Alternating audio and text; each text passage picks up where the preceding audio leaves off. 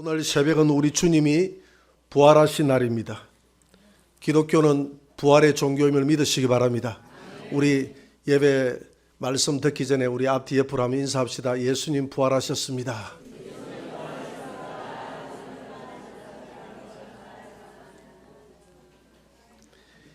이 세상의 모든 종교 창시자들은 무덤을 남겼습니다. 그러나 우리 예수님은 무덤이 없습니다. 무덤은 더 이상 우리에게 자랑이 아닙니다. 큰 무덤이 자랑이 아닙니다. 무덤을 쳐다볼수록 우리는 절망을 느끼잖아요. 그러나 우리 예수님은 무덤이 없기 때문에 우리에게는 희망입니다. 이 부활은 죽음이라는 전쟁에서 우리 예수님이 승리하셨음을 선포하는 순간인 줄 믿으시기 바랍니다. 우리 육체를 가지고 있는 인생에게 가장 큰 문제는 죽음의 문제입니다. 죽음이라는 거대한 쓰나미는 우리의 모든 희망을 하루아침에 다 앗아갑니다. 우리가 그동안 쌓아왔던 성공과 그동안 쌓아왔던 모든 공든 탑들을 하루아침에 다 쓸어가 버리는 것이 바로 죽음입니다. 이 땅을 살아가는 모든 사람들의 문제가 바로 죽음의 문제입니다. 우리 주님은 이 죽음의 공포와 이 죽음의 절망에 놓여 있는 우리를 구원하기 위해서 하나님의 보좌를 버리시고 이 땅에 오셨습니다. 그리고 그분은, 우리 주님은 이 죽음이라는 권세를 쥐고 있는 사단과의 전쟁을 시작하셨습니다. 그 전쟁을 금식하면서부터 시작했지만 그 전쟁의 절정은 바로 겟세마네 동산이었습니다. 우리 주님은 이 죽음의 권세를 이기기 위해서 죽음 속으로 들어갔어요. 기도할 때 땀방울이 핏방울이 되도록 기도했습니다. 죽음을 잡기 위해서 기도했다 이 말입니다. 그러나 사탄도 만만치 않게 우리 주님에게 대항을 합니다. 누구를 앞세워서 대항을 합니까? 유대 종교 지도자들을 앞세워서 우리 주님과 대항을 합니다. 유대 종교 지도자들은 금과 몽치를 들고 자기의 군병들을 시켜서 우리 주님을 결박하고 잡았습니다. 그리고 주님을 십자가에 못 박기 시작합니다. 그리고 사단은 쾌재를 부릅니다. 그러면 그렇지, 모든 사람들이 죽음 앞에서 절망했기 때문에 너도 별 수 없이 죽음 앞에서 절망하는 그런 한 인간에 불과할 뿐이야. 그렇게 하면서 주님을 십자가에 못 박아서 죽였습니다. 그리고 다시는 살아나지 못하도록, 미혹하지 못하도록 무덤에 가두고, 그리고 큰 돌로 무덤을 임봉시키고, 그리고 난 다음에 군병들로 하여금 그 무덤을 지키게 만들었습니다. 부활이 다시는 희망을 가지지 못하도록, 살아났다는 말을 하지 못하도록 그렇게 철저하게 준비를 했다 이 말입니다. 그러나 여러분, 봄이 되면 모든 만물들이 살아나지 않습니까? 만물들이 살아나는 것을 누가 막을 수가 있습니까? 못 막잖아요. 밖에 나가면 이제 벚꽃이 활짝 피었어요. 벚꽃뿐만 아니라 개나리가 활짝 피었습니다. 가로수에 보니까 새노란 그런 연한 녹색의 잎들이 피어나기 시작합니다. 아무리 소리 없이, 정적도 없이 피어나기 시작합니다. 이게 부활입니다. 이 부활을 아무도 막을 수가 없어요. 봄이 되면 만물이 소생하는 것을 아무도 막을 수 없듯이 우리 주님의 부활을 아무도 막을 수 없다 이 말입니다. 우리 주님은 모든 만물이 잠들어 있는 그때에 정적을 깨트리지도 않았고 조용하게, 모든 사람들이 알지 못하는 사이에 조용하게 살아나셨습니다. 부활하셨습니다. 무덤을 박차고 나왔습니다. 그리고 주님은 승리하셨음을 선포했습니다. 사망아 너의 쏘는 것이 어디 있느냐라고 말하면서 사망의 근세를 주님은 찾아오셨습니다. 사셨네 사셨네 예수 다시 사셨네. 우리 예수님 살아난 줄 믿으시기 바랍니다. 그래서 우리 예수님은 나는 부활이요 생명이니 나를 믿는 자는 죽어도 살겠고 무릇 살아서 나를 믿는 자는 영원히 죽지 않을 것이다 라고 이렇게 선포했습니다. 오늘 마태복음 28장은 부활을 목격한 여인들의 이야기로부터 시작됩니다. 오늘 28장 1절에 보니까 막달라 마리아와 다른 마리아가 무덤을 보려고 갔다라고 되어 있습니다. 막달라 마리아는 알겠는데 이 다른 마리아는 누구냐면 야고보의 어머니 마리아를 말합니다. 이 여인들만 무덤으로 간 게 아니에요. 마가복음 16장 1절에 보니까 살로메가 갔다고 이야기 기록을 하고 있고요. 누가복음 24장 10절에는 요한나도 갔다고 기록을 하고 있습니다. 그리고 누가복음에는 그들과 함께한 다른 여러 여자들이 있었다고 그럽니다. 왜 남자들은 어디 갔나요? 남자들은 아무도 없어요. 부활의 아침에 남자들은 없습니다. 죽는 데까지 따라가겠다고 했는데 아무도 죽음의 현장에 따라간 자가 없어요. 그러나 여자들은 따라갔지 않습니까? 여자들은 죽음의 현장에 가서 같이 슬퍼했습니다. 남자들은 비겁하게도 따라가지 않았어요. 또 그렇다고 해가지고 부활의 현장에 따라갔느냐 갔느냐, 전부 잠잔다고 쿨쿨 잔다고 에라 모르겠다 하고 전부 다 잠이나 자고 있는 이 남자들의 모습이에요. 오늘 새벽에도 보니까 부활절 새벽 예배를 드리는데 대부분 다 여자들만 나왔더라고요. 그래도 남자 몇 분이 나와서 체면을 그래도 세워주더라고요. 여러분, 예수님이 12제자를 선택할 때 이 하는 행실들을 보면 여자를 12제자로 맞이해야 돼요. 그렇지 않습니까? 얼마나 여자들이 충성됩니까? 죽는 데까지 따라가고 부활의 아침에도 전부 다 향품을 준비해서 따라왔던 그 충성심, 그 충성심을 본다면 남자보다는 여자를 12제자로 선택해야 맞지 않습니까? 아멘 안 하네. 그리고 천연왕국에 들어가서 예수님이 12제자에게 이렇게 이야기했습니다. 천연왕국에 들어가면 너희 12제자로 하여금 12지파를 온 세상을 다스릴 수 있는 권세를 주겠다. 아니 이렇게 도망가 버리고 이렇게 나타나지도 않는 차라리 여자들에게 이렇게 따라가는 오늘 요한나와 막달라 마리아와 이런 여인들에게 12지파를 다스릴 수 있는 권세를 너희들에게 주리라. 이렇게 이야기해야 맞는데 그럼에도 불구하고 하나님은 남자들에게 12사도가 될 수 있는 권세를 주셨고 또 천연왕국에서 이 땅을 다스릴 수 있는 권세를 주셨습니다. 이게 은혜인 줄 믿으시기 바랍니다. 여자보다는 남자가 더 많이 은혜를 입은 것 같아요. 그런 면에서 그렇지만 또 천국에서 여자들이 많이 들어갑니다. 한번 여기 출석한 비율을 한번 보세요. 남자가 많은지 여자가 많은지. 여자가 많잖아요. 성비가 안 맞는데요. 성비가 없어요. 천국에는 성비가 없어요. 남자도 없고 여자도 없습니다. 천사와 같이 된다고 그랬어요. 양성을 가진 천사와 같이 된다 이 말입니다. 오늘 이 부활의 소식은 이 여인들만 들은 것이 아닙니다. 엠마오로 내려갔던 두 제자도 우리 주님의 부활을 목격했습니다. 그리고 12제자도 주님의 부활을 여러 번 목격하게 됩니다. 그리고 성경은 예수님이 40일 동안 있는 동안에 500여 형제들에게 예수님의 부활을 나타냈다고 이야기합니다. 500여 형제들에게 부활을 나타냈어요. 그리고 사도 바울도 4번이나 주님의 부활을 목격했다고 이야기합니다. 4번이나 간증을 했어요. 주님의 부활을 목격했다고 간증을 했습니다.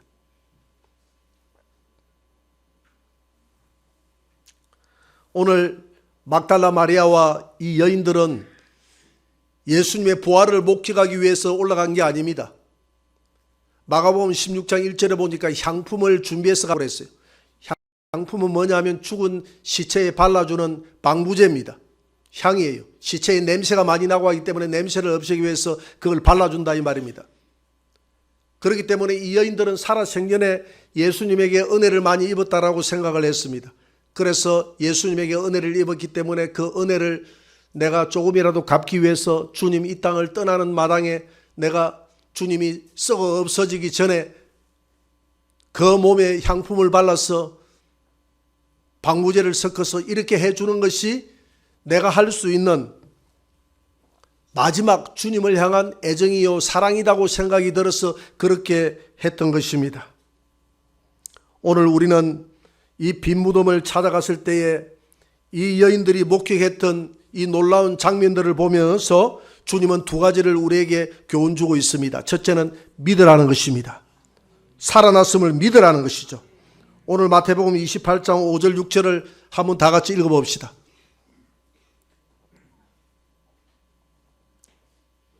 한번 대화보세요.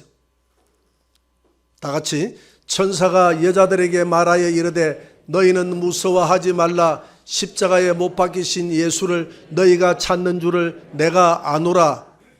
그가 여기 계시지 않고 그가 말씀하신 대로 살아나셨느니라. 와서 그가 누우셨던 것을 보라. 그들이 올라갔을 때에, 그 무덤이 현장에 올라갔을 때에 무덤이 열려 있었어요. 무덤이 열려 있었고, 무덤이 열려 있고 흰옷을 입은 천사가 무덤 위에 앉으니까 군병들은 놀라서 달아나 버렸습니다. 그 모습을 보고 이 여인들도 너무나 놀라 있으니까 놀라지 말라고 하지 않습니까? 그리고 안내를 합니다. 들어와서 보라. 들어와서 예수님이 누웠던 자리를 보라. 이 말은 믿으라 이 말입니다. 믿으라. 의심하지 말고 믿으라는 것입니다. 이 여인들은 부활을 0.1%라도 생각을 했더라면 놀라지 않았을 거예요. 그러나 부활을 전혀 생각하지 못하고 참석했다가 오늘 부활하신 예수님을 만나고 어마어마한 충격을 받습니다. 얼마나 많은 충격을 받았던지 병행 구절인 마가복음 16장 8절을 한번 보면 그들이 얼마나 충격을 받았던지 그 충격의 모습이 나와 있습니다. 16장 8절을 한번 떼어주세요. 다 같이 여자들이 몹시 놀라 떨며 나와 무덤에서 도망하고 무서워하여 아무에게 아무 말도 하지 못하더라. 군병들만 도망간 것이 아니라 이 여인들이 순간 이 모습을 쳐다보고 무덤에서 나와서 도망을 갔다고 했어요. 무덤에 들어가 보니까 예수님의 시체는 보이지 않고 옷은 잘 세마포는 개겨져 있습니다. 이 모습을 보고 놀라서 도망을 갔다 이렇게 기록을 하고 있습니다. 그들은 바들바들 떨고 있었어요. 그리고 7절에 보니까 죽은 자 가운데서 살아나셨고 갈릴리로 가신다라고 천사가 말합니다. 7절 한번 봅시다. 다 같이 또 빨리 가서 그의 제자들에게 이르되 그가 죽은 자 가운데서 살아나셨고 너희보다 먼저 갈릴리로 가시나니 거기서 너희가 배우리라 하라. 보라 내가 너희에게 일렀느니라 하거늘. 갈릴리로 가라라고 한 이 말은 천사들만 한 것이 아닙니다. 예수님도 길가에 그들이 돌아오다가 예수님을 중간에서 부활하신 예수님을 만납니다. 예수님이 그들을 축복할 때 그들이 예수님의 발을 만지고 갈릴리로 가라고 해라, 갈릴리로 제자들로 가라고 해라고 이야기를 합니다. 마태복음 28장 9절 10절을 한번 떼어봅니다.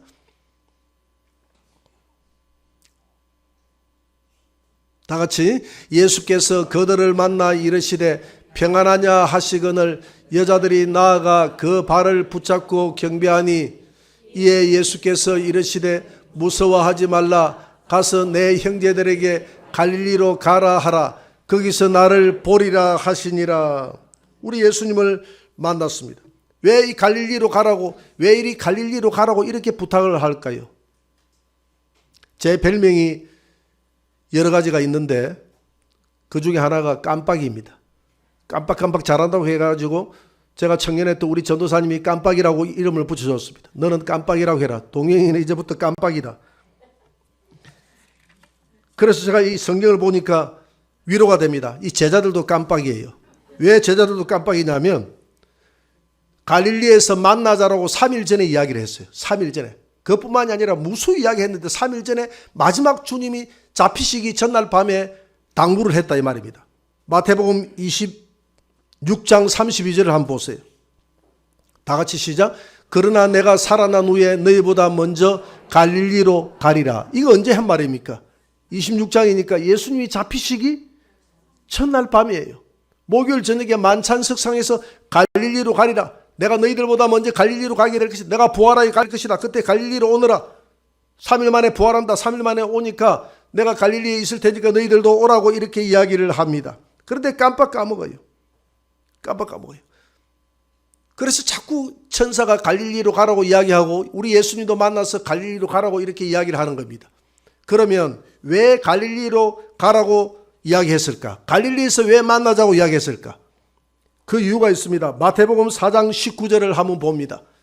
다 같이 말씀하시되 나를 따라오라. 내가 너희를 사람을 낚는 어부가 되게 하리라 하시니 이 야고보와 베드로와 이 안드레에게 한 말입니다. 맨 처음에 그들을 불렀잖아요. 그들을 부를 때에 그들이 그물을 버려두고 주님을 따랐다고 이야기했습니다. 그러면서 그들에게 말합니다. 이제부터 너희 사람을 낚는 물고기를 낚는 어부가 되었다면 이제부터는 사람을 낚는 어부가 되리라. 내가 사람을 낚는 어부로 만들어주겠다.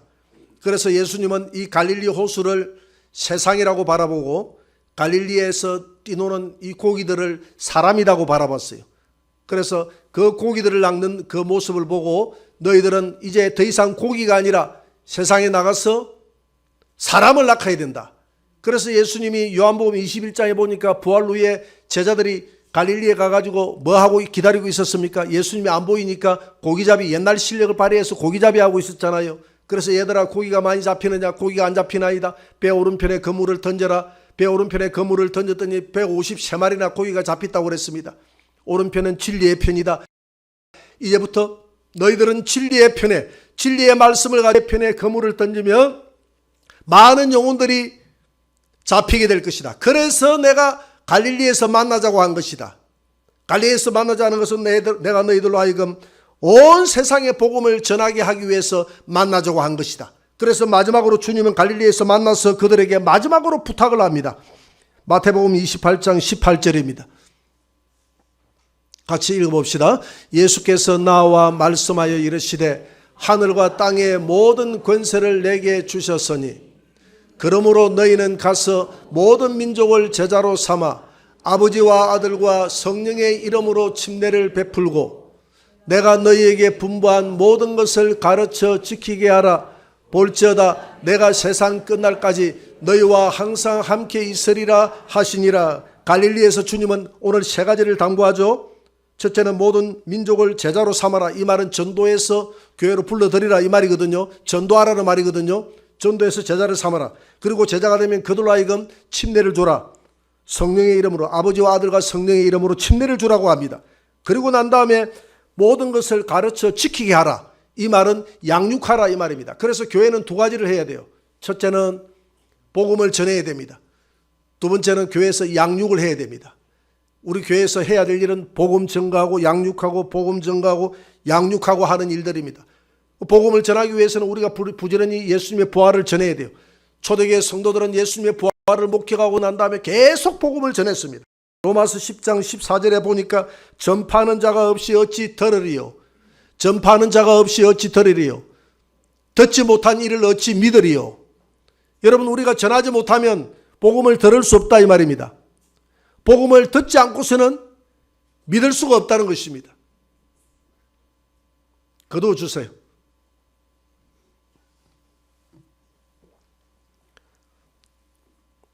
우리 고구마 전도법 하는 우리 김기동 목사님은 부지런히 찔러보라고 하지 않습니까? 고구마를 부지런히 찌르는 것만큼 안에 김이 들어가가지고 빨리 익는다고 그러잖아요. 우리가 토요일이 되면 우리 교회 집사님들 여러분들이 밖에 나가서 복음을 전하고 옵니다. 토요일이 되면 와요. 근데 지금까지 10몇 년을 전도를 했는데 전도의 열매가 한 명도 없습니다. 그렇다고 해서 실망할 필요가 없어요. 왜냐하면 한 영혼이 돌아오기까지는 200번의 복음을 들어야 됩니다. 내가 전도하는 것이 200번의 복음 중에 한 번 전한다고 생각하면 되는 것입니다. 믿으십니까? 우리 하나님은 듣든지 아니 듣든지 전하라고 했어요. 전하라고 했어요. 돌아오고 안 돌아오고는 하나님께 맡기고 우리의 사명은 전하는 것입니다. 전하는 것을 멈추지 말아야 됩니다. 그것을 멈추는 순간에 생명력이 끝나는 거예요. 교회는 부지런히 복음을 전해야 되는 것입니다. 전할 때 하나님은 그런 방법이 아니더라도 다양한 방법으로 많은 사람들을 주님께로 인도해 주십니다. 우리 교회가 보면 해마다 불신자들이 전도가 잘 돼요. 불신자들이 전도가 잘 된다는 것은 얼마나 좋은 일입니까? 여러분들이 그만큼 많이 증거한다는 증거입니다. 여러분, 주님의 부활과 십자가를 부지런히 증거하시기 바랍니다. 때를 얻든지 못 얻든지 전하시기 바랍니다. 2차 세계대전이 끝나고 실제 있었던 일입니다. 여러분, 괌을 알 거예요. 남태평양에 있는 괌에 가면 요코이라는 그런 조그마한 동굴이 있습니다. 요코이라고 이렇게 이름이 붙여져 있어요. 1972년 이곳에 요코이 동굴에서 일본인 노인이 한 사람 발견이 됐습니다. 이 사람이 누구냐면 2차 세계대전이 벌어졌을 때에 일본 군인으로 이 괌에 왔다가 전쟁이 종결된 줄 모르고 28년 동안 자기 혼자 싸우고 있었던 거야. 이런 사람이야말로 깜빡이가 아니겠습니까? 전쟁이 끝난 줄도 모르고 확성기를 통해서 전쟁이 끝났다. 전단지를 통해서 비행기를 통해서 삐라를 뿌렸어요. 전쟁이 끝났다라고 뿌려도 그거 보고 믿지 않았습니다. 유인해서 나를 사살하려고 한다 이렇게 생각하고 28년 동안이나 있었다 이 말입니다. 그림을 한번 보여주세요. 이분입니다. 짐승처럼 이렇게 생활하다가 나왔죠. 다음 그림을 보여주세요. 이 동굴이 이렇게 됐다는 거예요. 내려가면 자기가 살 수 있는 저런 동굴을 파가지고 생활했다는 것입니다. 저곳에서 30년 가까이 생활을 했습니다. 젊음을 다 보내버렸죠. 이 세상에 살아가는 많은 사람들이 요코이와 같은 사람들이 있습니다. 이 사람의 이름은 요코이 쇼이치입니다. 그래서 그 동굴을 요코이라는 이름을 붙였어요. 요코이 쇼이치. 요코이 쇼이치처럼 동굴을 파고 자기의 안전을 기하는 사람들이 이 땅에 살아가는 많은 사람들이 있습니다. 물질을 벌어서 물질의 동굴 속으로 들어갑니다. 내 동굴을 확보하는 거예요. 내 안전을 확보하는 거예요. 명예를 통해서 내 동굴을 확보하고 권세를 통해서 내 동굴을 확보하는 겁니다. 많은 부귀영화를 통해서 내 동굴을 확보하는 겁니다. 내가 좀 더 안전하다고 생각하는 것입니다. 그러나 그 동굴이 안전합니까? 안전하지 못한 것입니다. 빛으로 나오라고 합니다. 어떻게 이야기합니까? 이미 전쟁은 끝났다. 삶과 죽음의 전쟁은 끝났다. 모든 사람들이 동굴을 팠지만, 자기의 동굴을 팠지만, 자기의 안전의 동굴을 팠지만 아무도 그 동굴 속에서 죽지 않는 사람이 없었다는 겁니다. 다 죽었다는 거예요. 그 죽음의 근세를 그 동굴에서 빠져나온 분이 있는데 그분이 예수님인 줄 믿으시기 바랍니다. 사망의 근세를 이기시고 예수님이 빠져나왔습니다. 그래서 많은 사람들에게 이야기합니다. 자기의 동굴을 파고 자기의 안전을 확보하지만 아무도 안전하게 살아가지 못한다. 이 땅에 사는 사람들이 아무도 죽음 앞에서 이긴 사람이 없다. 사람들이여 동굴에서 나오라. 예수 그리스도 앞으로 나오라. 그 빛 앞으로 나오라. 그분의 부활의 품에 안겨라. 예수 그리스도를 믿는 자들에게는 영원한 안식과 평안이 있는 줄 믿으시기 바랍니다. 이미 삶과 죽음의 전쟁에서 우리 예수님이 승리한 줄 믿으시기 바랍니다. 우리 예수님은 부활의 첫 열매가 되심으로 예수님만 부활하는 것이 아니라 예수님을 믿는 모든 백성들이, 성도들이 함께 부활할 것을 성경은 말하고 있습니다. 의인의 부활이 있고, 요한복음 5장 39절에 보니까 의인의 부활이 있고 악인의 부활이 있다고 그랬어요. 의인도 부활하고 악인도 부활한다고 그랬습니다.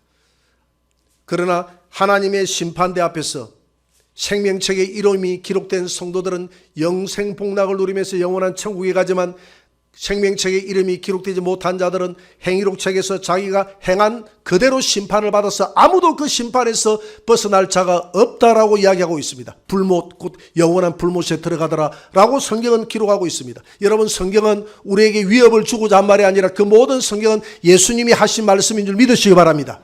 우리는 예수님이 하신 말씀을 믿을 수가 있어요.